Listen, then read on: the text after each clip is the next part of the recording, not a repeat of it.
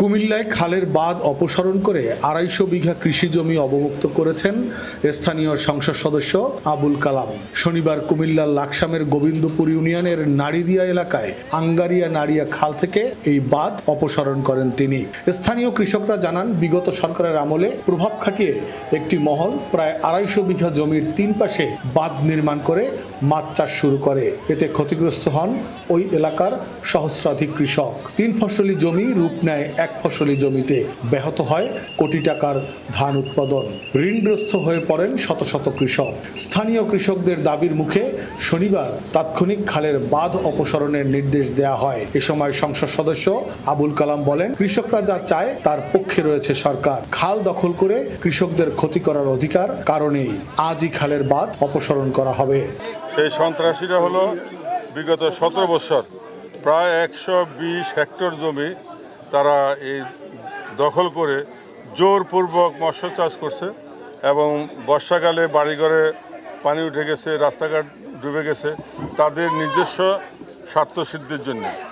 ৫ই আগস্টের পর তারা পলায়ন করেছে। আজকেও আরেকটি গোষ্ঠী এই খাল দখল করার জন্যে এবং ওই বাঁধ যাতে থাকে, তারা যে মৎস্য চাষ করতে পারে এরকম একটা পায় তারা চলতেছিল দীর্ঘদিন যাবৎ। সেই জন্য আজকে আমরা এলাকার জনগণকে সাথে নিয়ে সেই খালটির যে বাঁধ আছে বাঁধ ভেঙে আমরা খালকে অবমুক্ত করলাম এবং সেই খালটি আমরা অচিরেই ইনশাল্লাহ খননে চলে যাব।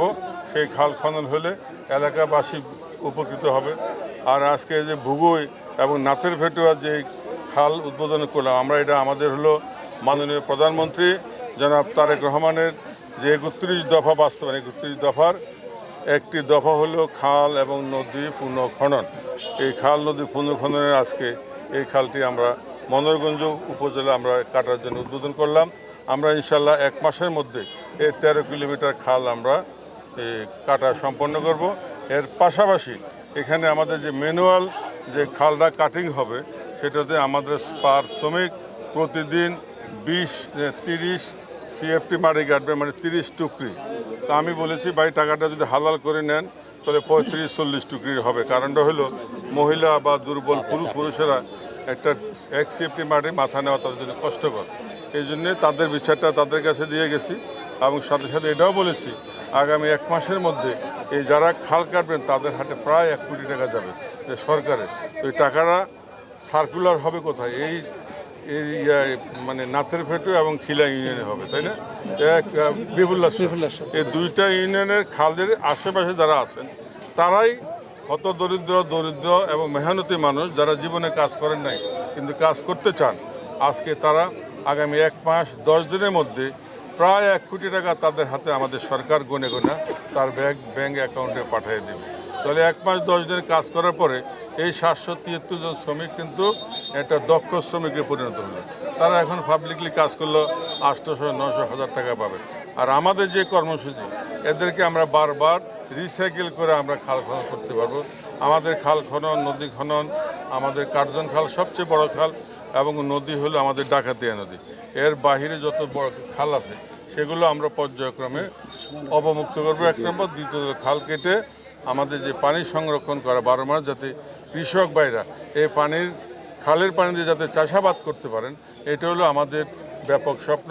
এবং 1 ফসলি এই মনোরগঞ্জের জমি হলো 1 ফসলি। আমাদের সরকারের ড্রিম হলো, মানে আমাদেরকে যেটা নির্দেশনা আছে আমার প্রতি, 1 ফসলি ধানকে 1 ফসলকে 3 ফসলে কীভাবে রূপান্তরিত করা যায় সেটা আমরা আমাদের যে টিম আছে মানে এই খাল খনন, পানি এবং চাষাবাদের যে সিস্টেমটা আছে, আমাদের বৈজ্ঞানিক যারা আছেন, আমাদের সায়েন্টিফিক এগ্রিকালচার অফিসার আছে উপজেলায় কুমিল্লায়, তাদের সমন্বয়ে আমরা ইনশাল্লাহ আশা করি আগামী বছর থেকে এই মনোরগঞ্জ 2 ফসল হবে এবং আগামী 2 বছর পরে এই মনোরগঞ্জ লাকসামে সমতল থাকবে। লাকসামে 3 ফসল হচ্ছে, মনোরগঞ্জ আগামী 2 বছরের মধ্যে আমরা 3 ফসল করব। এটা আমি আমার কৃষক ভাইদের করব। এবং আর কি বলে মাদক এই লাকসাম মনোরগঞ্জ রাখবো না।